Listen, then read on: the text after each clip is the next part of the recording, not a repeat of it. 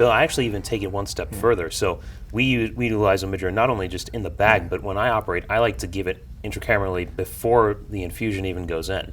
And so I take a little bit off the bag, and it's really interesting. In residency, we use sugarcane, we use dilute lidocaine with epinephrine, and some people say, you know, that's adequate enough dilation.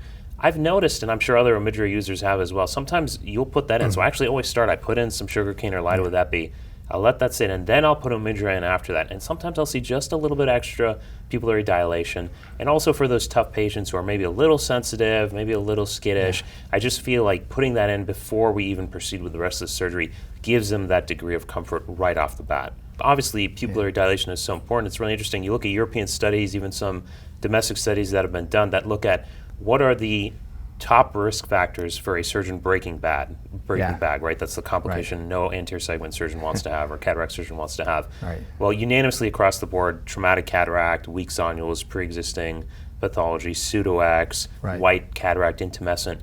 But all of that I kind of categorize under one category. But then the next thing is almost always, besides surgeon inexperience, small pupil. That's right. And so master surgeons such as yourself, other very skilled, experienced cataract surgeons, obviously we can do cataract surgery under small pupil, but is it worth the risk when doing something as simple as putting in some OMIDRIA, you have that patient comfort, you're not putting a ring or iris expansion device, iris hooks, and you still get that great and stable pupillary effect for the rest of the case? Totally agree. Other things that come to mind is the NSAID, you know, inside the eye, intraocular NSAID. It's the only approved intraocular NSAID on the market, and so it can have the immediate, you know, comfort effect for the patient during the surgery. But what we've also seen is sort of the reduction of CME after surgery. In my experience, we've seen less CME when OMIDRIA is used. What's interesting, there was a gap a period where the reimbursement for OMIDRIA was going through some changes, so we didn't have access to it for a while. And so when we looked back and saw during that gap period what was the CME incidence, in our experience we actually saw a little bit of a spike in CME when we dropped OMIDRIA from our standard protocol. So having that NSAID in the bottle during the case not only has an immediate effect, but it has some kind of lasting effect that we believe to help, you know, decrease that CME. And we try to simplify our drop protocol after cataract surgery. We're using just a one-drop regimen, and it's a triple combination drop that has an NSAID, antibiotic, and steroid.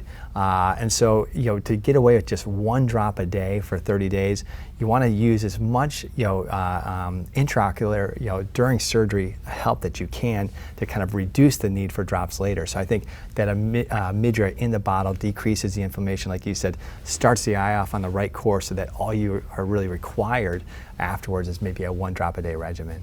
I really like what you said about the lasting effect, because I think most surgeons think about OMIDRIA or sugarcane or lidocaine with epinephrine about what's happening during the surgery. We touched on CME, which is something we usually see after surgery, but the effect of using iris hooks or a pupil expansion device like a Malyugin ring can sometimes be permanent and long-lasting for the rest of the patient's life. Most of the time, using those devices does not lead to any transillumination defects or iris pigment shedding or anything like that, but that's not 100% of the time. And even the best surgeons in the world, there's some irides where just with a little bit of manipulation, there's going to be long-lasting effects. So if most of the time OMIDRIA can prevent the need for one of those expansion devices, I think that's another not only cosmetic but functional, long-lasting benefit we can afford patients. Yeah, I totally agree on the cosmetic, you know, point of view.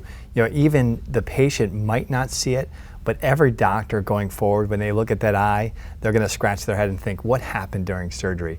Particularly if you're doing co-management, you want that eye to look pristine day one, week one, or for lifelong. And you as a surgeon, you're sort of, you know, forever stamped with that patient, and every doctor for the rest of that patient's life is going to say, "Oh, who did your cataract surgery?"